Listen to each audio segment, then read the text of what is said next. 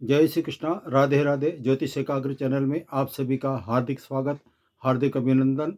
अस्तगत गुरु का हमारे जीवन पे क्या प्रभाव पड़ता है, इसके बारे में मैं आपको जानकारी दे रहा हूँ। सबसे पहले ये बता देता हूँ कि अस्तगत गुरु कैसे बनता है।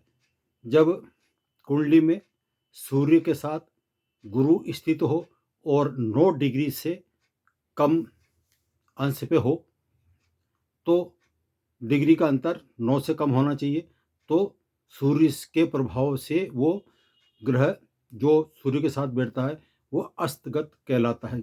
अब अस्तगत गुरु कैसे कहलाता है और उसके क्या प्रभाव होते हैं, ये इसके बारे में मैं आपको जानकारी दे रहा हूँ।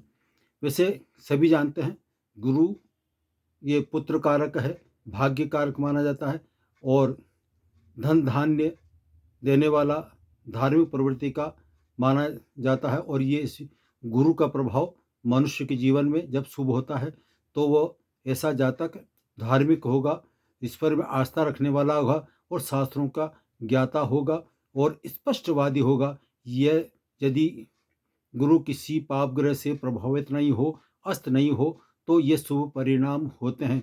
परंतु यदि गुरु अस्त हो, यानी कि सूर्य के साथ बैठा हो कम डिग्री पर, या फिर उस पर पाप ग्रहों का प्रभाव हो, या निर्बल हो, कमजोर हो, तो ऐसी स्थिति में गुरु अपना प्रभावहीन हो जाता है और वो गुरु प्रभावी होने के कारण चुपचाप बैठा रहता है। ये अधिकतर ज्योतिषों का मानना है।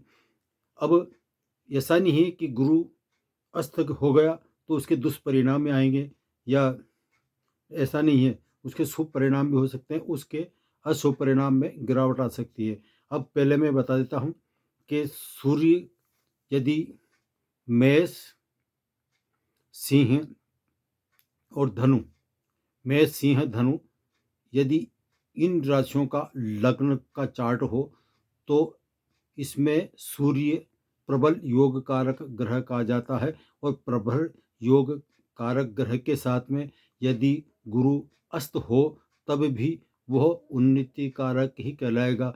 उसका गुरु का दुष्परिणाम उस पर ज़्यादा प्रभावित नहीं होगा।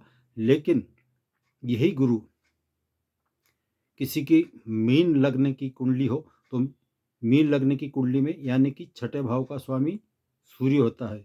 मकर लग्न की कुंडली हो तो इसका स्वामी अष्टम का स्वामी सूर्य कहलाता है। इसी तरह से कन्या लग्न की यदि कुंडली हो तो 12वें स्थान का स्वामी सूर्य कहलाएगा। तो जब सूर्य लग्न अपने छठे, 8वें या 12वें भाव का स्वामी होगा और उसके साथ गुरु अस्त हो जाएगा, तो ऐसा जातक जिसकी कुंडली में इन में से किसी में भी सूर्य के साथ गुरु स्थित हो, तो ये प्रबल मारक कारक हो जाएगा। और साथ ही ये गुरु दुष्परिणाम कैसे देगा, ये अलग अलग खंडों से विभाजित होगा। छठे भाव का अलग परिणाम आएगा, 8वें भाव का परिणाम अलग होगा और 12वें भाव का परिणाम अलग हो सकता है। लेकिन इसमें एक स्थिति यह है कि अधिकतर जब अस्तगत होता है इन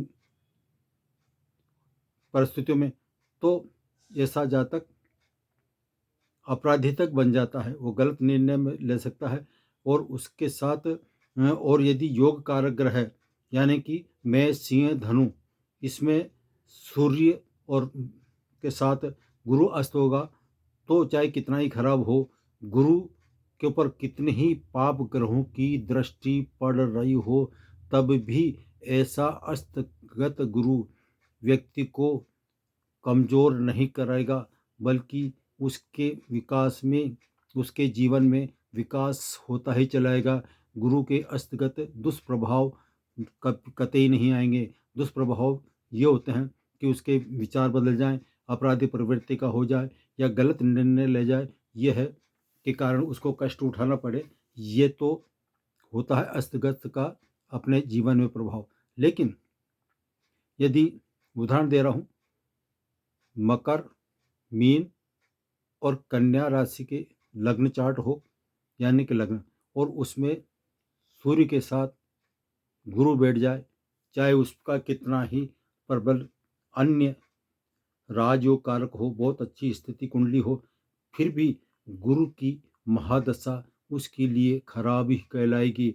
उस गुरु के महादशा में उसको शुभ परिणाम नहीं आ सकते हैं। उसके वो गलत निर्णय ले सकता है, आकस्मिक घटनाएं हो सकती है, या फिर यदि वो साधु प्रवृत्ति का है तो वो संन्यास तक लेकर एकांत में चला जा सकता है। ये समस्याएं पैदा करता है। तो अस्तगत गुरु के शुभ परिणाम भी हो सकते हैं और दुष्परिणाम भी हो सकते हैं।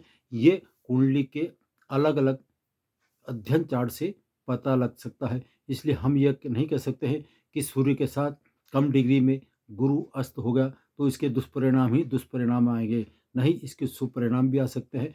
और दुष्परिणाम या शुभ परिणाम कब प्रभावित होंगे? जब गुरु की महादशा आएगी या गुरु की अंतरदशा प्रत्यंतर दशा में वो परिणाम उसके सामने आते जाएंगे। यह है अस्तगत गुरु का जीवन में प्रभाव। जय श्री कृष्णा। राधे राधे।